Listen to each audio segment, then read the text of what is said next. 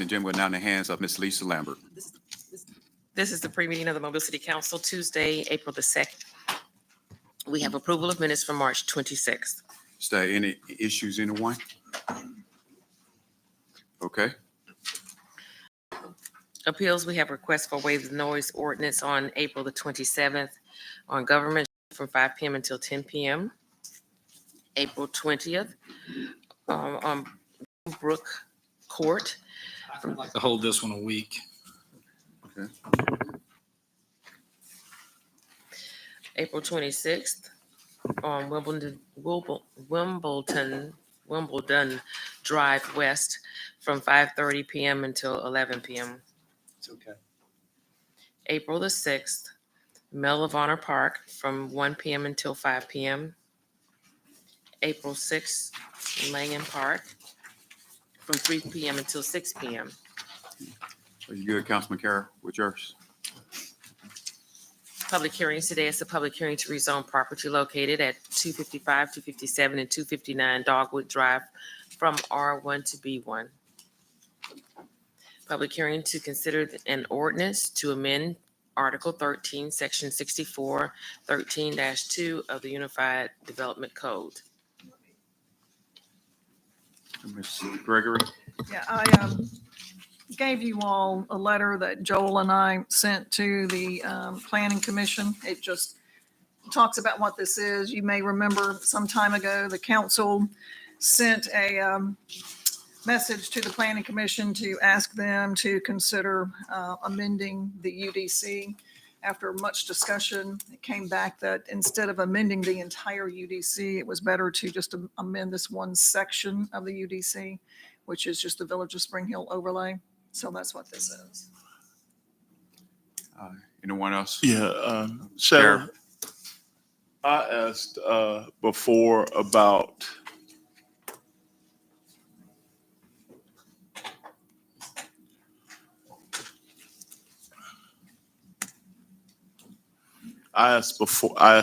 about minimum acreage size and lot sizes in the UDC because of the concentration of older neighborhoods and the ability to put back properties. Because they're only doing this to the Village of Spring Hill, have we gone back to take another look at what I've asked you about, especially in areas like the campground where the lot sizes are 40 foot wide and don't meet the acreage requirements that you're talking about? We've taken a look at it. What I would say is prior to the council's action on the UDC over a year and a half ago, that lot size issue was one where we received a lot of feedback and input with regard to what makes sense lot size wise in terms of its appropriateness in one area versus another. And a lot of the feedback and input we received was from the community and residents, making sure that the lot size areas were a complement and a fit to the existing layout, as opposed to reducing the size such that the community felt like it would serve as a negative impact on their existing investment. That was the feedback that we received, and it was pretty significant. You're talking about the Village of Spring Hill, or you're talking citywide? Citywide. Well, it's still my concern, as it was during the process of the UDC, that in certain areas of the city, the more we tear down, the less we're going to be able to put back. We're going to lose the concentration in those areas. And again, this is the same problem that I've discussed at length about the UDC. When we take away a historic district like the bottom and the campground, there's no way to replace those structures because of the type of buildings they were, residential structures they were, and type of lot size. So we're basically destroying a neighborhood with the UDC by not allowing that. It's something we need to look at and something we need to revisit. I know we're not going to fix it this morning, but this is a huge problem in my district. And it's not just in the bottom of the campground. It's also going to be in Maysville. It's also going to be in Oakdale. It's also going to be in Oakley. It's going to be everywhere there was a historic district where we're trying to put new properties on that don't fit those lot sizes. So to your point, I stand with you in that that's not something that's going to be resolved today, but I would say that that is an issue that cannot be evaluated and studied in a vacuum. Our community is diverse in terms of the types of lot sizes. To your point, east of 65, we see most of our subdivisions and neighborhoods are on a grid where a smaller lot size and a smaller footprint makes sense and is appropriate. But what I would say is on that particular issue, we looked at a reduced lot size in more of what I would call our traditional neighborhood footprint. And we received negative feedback in that suggestion being made that we further reduce those lot sizes. So what I would say to you is that would certainly elevate to one of those issues where there would have to be a broader discussion with the community in terms of what is most appropriate in one neighborhood versus another. Mr. President? Done, Mr. Carroll? Yeah, I'm not, it's too much to get into today. I mean, we argued this during the UDC. It prevents certain neighborhoods from coming back. And I don't know, I wasn't here when those discussions were going on with the citizens and the people in the district. But I guarantee you, it wasn't people that are living down there. Couldn't have been, because they never would have allowed it. Mr. Penn? Thank you, Mr. President. Thank you, Mrs. Biko, for answering some of the questions Councilman Carroll had. I had a couple of questions regarding the UDC. Right now, we're having some challenges, on Spring Hill Avenue, right? Going into, could we create an amendment or something? Like people are, of course, like, I'm just giving an example. Like you have these new car washes popping up. It's not coming to the council because the property is already zoned for it. But couldn't we put some type of overlay on that street, like amendment saying the color of the building and how it should be designed? Because now they're popping up. It's not coming to the council. But this is the Croydon historic area leading into the downtown community. And we would like to have some type of appearance. Is it something possible to look at that?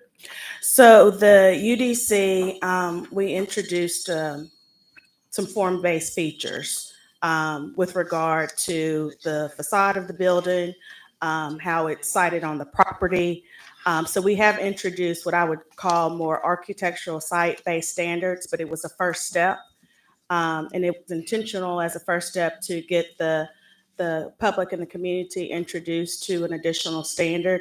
I would say that if it's your desire to focus on additional standards, let's just say on gateways, again, that's something that I think has to be a community conversation. Okay. It is not our intent as staff to come up with standards that aren't appropriate for that neighborhood, but this is where the public and community feedback process is important. And like a lot of these issues, you've got the public on either side of that discussion. So all of that has to be factored in. Hello, Mr. Carroll. I'm sorry. So thank you for answering that question. That definitely is vital. And like Councilman Carroll stated, of course, we wasn't here when the first discussions and all the different meetings was taking place. And that's something I would like to do, similar to something that me and you talked about in the Trenton Gardens community, where back in the past, you had buildings, you had grocery stores that was already zoned, and now they were passed on. And so it's like we need to look at these different and have these discussions. So I would love to get in contact with you and start working on maybe seeing how we can have those community discussions and seeing how the community can move forward with those ideas. I will always say that has to be the starting point. Okay. All right. Thank you. Mr. Carroll? He said it. Okay, anyone else? Thank you, Mr. Penn. Thank you, Ms. Biko. Mr. Penn? We had an addition on there, the release of claims for the medication center. What, Lisa? Release of Okay. All right, Madam Clerk. public hearing to declare the structure at 2154 Grove Court a public nuisance and order it demolished. Presentation of petitions and other communications. Hold on, Ms. Lambert. Mr. Dockenbach. Yeah, Mr. President, I just want to update you on this particular house at 2154 Grove Court. This particular house has exterior wall and foundation damage. It's pretty extensive. The owner, since our initial inspection, has begun making repairs. However, this is located in a historic district and the owner does not, I'm sorry, not historic, just a flood zone. It's in a flood zone and they do not have a permit yet. So I expect the owner to show up. She's expected to be at the 10:30 meeting. And if she's willing to get a permit, I'm not opposed to a 30-day extension for her to get a permit. I do expect her at the 10:30 meeting today. Thank you. Mr. Daves. Hey, David, as long as you're there, what about 165 Imogene Place? We have great news for 165 Imogene. The owner, and this is the structure that had a recent fire. The owner has gotten a permit and they've begun the repairs. So we request to table this one completely. Okay, Madam Clerk. Presentation of petitions and other communications to the council. Mobile Youth Council report on the Youth Summit held in January. Valina Green, questions about excessive business license charges for nonprofit businesses. Mr. President, Mr. Penn.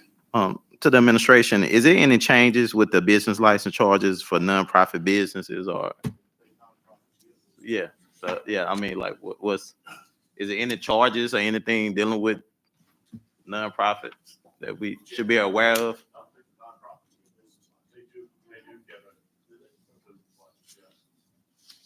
Has the fees or any charges Increase. increased? Can you check on that for us? All right, thank you. Mr. President, Mr. Carroll. just a quick note. I got maybe 6-7 calls from business owners downtown and around town in District 2 saying that they received notices from the city for failure to pay business license tax. Was that an error or is that something that's new because of the NACIS codes changes we've had? Or maybe they just catching up. Sometimes they do that. They catch up with, Delinquent business license taxes. yeah. We have an issue where we did send out notices to a single 500 accounts that were not delinquent. What happened is the delinquency was generated before the posting of some of the payments. So people that had recently paid did not get captured and it went out. It's mostly downtown people. All right. Kalinsky Adams, cost of police and EMTs for Spring Fling event. Jill Showers, economic impact of Spring Fling event. Mel Showers, comments about the Spring Fling event in Mobile. Reverend Tony Allgood, comments about the city's feeding program for underserved families in our community. Reggie Hill, public safety, civic center, and zoning and community development. Consent resolutions held over 40-093, declare the structure at 165 Imogene Place a public nuisance and order it demolished. Resolutions held over 01-277, authorize an interim management agreement for the Civic Center and consulting for new arena with Global Spectrum, doing business as OVG 360. 01278, authorize agreement with Innovative Training of Youth, doing business as STEM NOLA for Parks and Rec. 08279, approved purchase order to Celebrate for annual renewal of forensic software. 13281, authorized change order and contract amendment with Thompson Engineering for Ziegler Boulevard.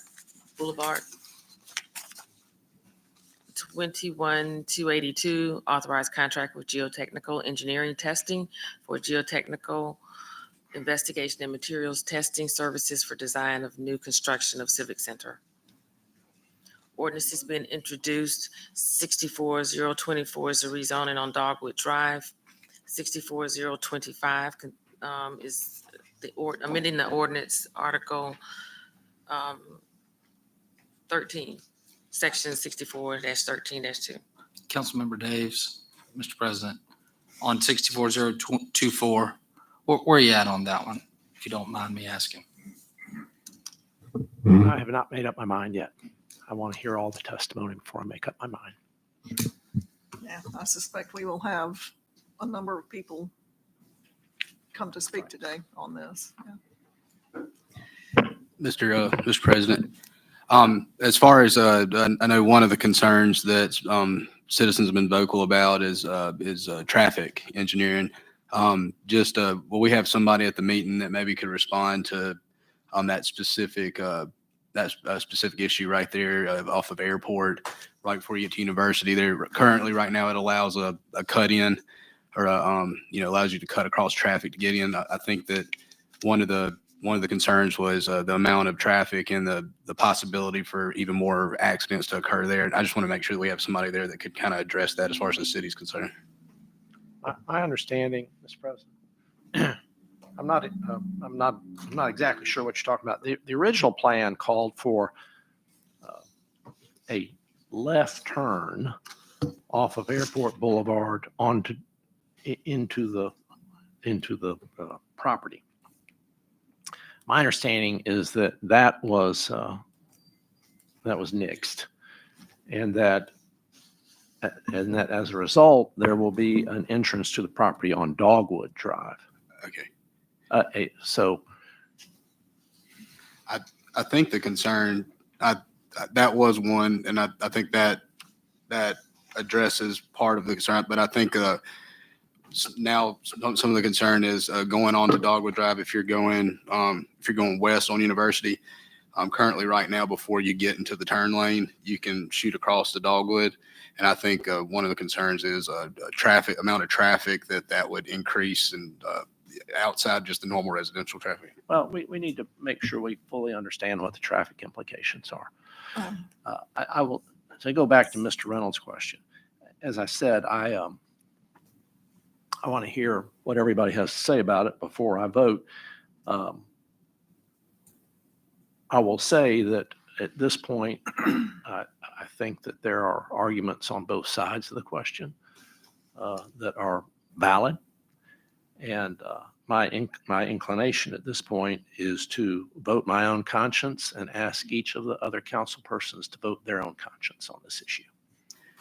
Ms. Gregory.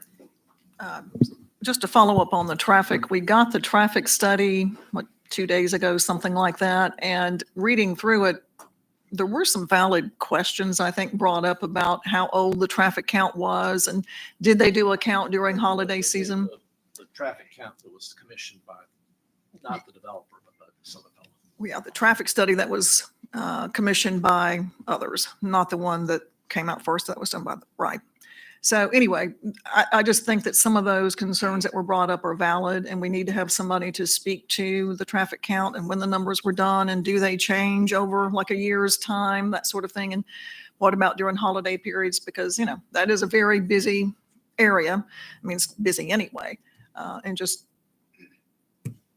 see if we can get some better clarity, I think, on traffic count. Mr. Woods, I think I'm correct when I say that the Planning Commission approved the request. Is that right? Yes, sir, unanimously. Unanimously. Okay. Anyone else? Okay. Madam Clerk.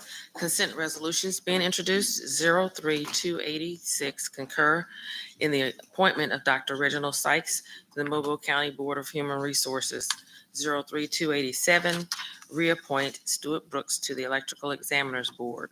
09288, transfer funds from District 2 discretionary account to Parks and Recreation General Fund account to assist with the Boys and Girls Club Pancake Breakfast.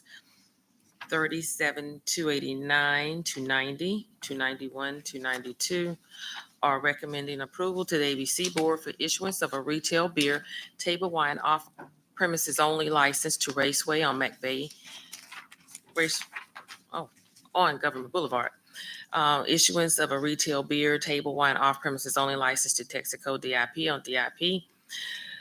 Issuance of a lounge retail liquor class 1 license to LA Tavern on Highway 90. I'd like to hold that one, 37,291. Issuance of a retail beer, table wine off premises only license to Quick Trip on Highway 90. 4293, declare the structure 2154 Grove Court a public nuisance and order it demolished. 58,294, declare weeds noxious, group 1656. 60, 295, 296, 297, 298, 299, 300, 301 are determining appropriations to Old Shell Road School of Creative and Performing Arts, Secret Scientists for Everyone, Dog River Clearwater Revival, Inc., Mobile Regional Senior Community Center Foundation, Inc., Windmill Place, Ransom Ministries, Inc., serve a public purpose and approve payment. Resolutions being introduced, 08302, approve purchase order to Arcadis US, Inc. for traffic video detection system equipment, $77,855. Mr. President. Yes, Mr. This, looking at it, it says Airport Boulevard. Is there any specific area, I guess, that we're addressing just for knowledge, I guess?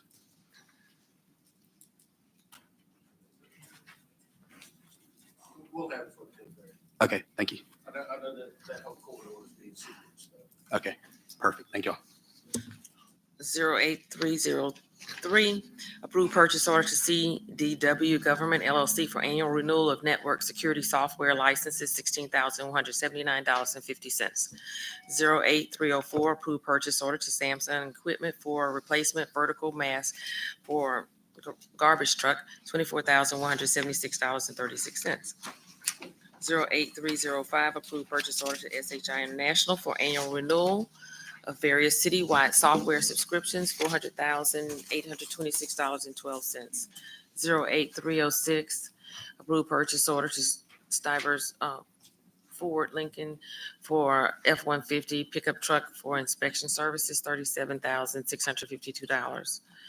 08307, approve purchase order to Time Clock Plus for annual renewal of timekeeping software subscriptions for various city departments, $33,632.66. 21308, authorized contract with ProTech Video for management of technology, training, and consulting services, $215,000. 21309, authorized contract with Southern Earth Sciences for groundwater sampling, explosive gas monitoring, and reports for C&D Bates Landfill and Hickory Street Landfill, $68,745. 6310 and 312, authorized settlement agreement and release of claims. Call for public hearings. 41311, call for public hearing to rezone property located at 7701, 7705, 7709, 7621, 7631 Old Government Street Road from R1 to R3, scheduled May 7th. Announcements. Mr. President, Mr. Reynolds. I'd ask that we take 08303, 08304, 08306, and 08307 by consent today. 303, 304, 306, 307.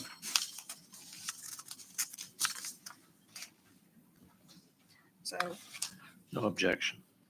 no objection. No objection. All right, which ones again, Ben? 303, 304, 306, 307. 306 and 307. Everybody good with that? Mr. Carroll? You good? Mr. Penn, you good? Yeah. All right. Anything else from the council? Anything from the administration? We did. We did. We did. I thought we had an executive session. They canceled. It's gonna be after, Oh, they're gonna do it. after 10:30. 10:30. Okay. We'll see each other at 10:30. What is this? I think that's very intense. No, it's session.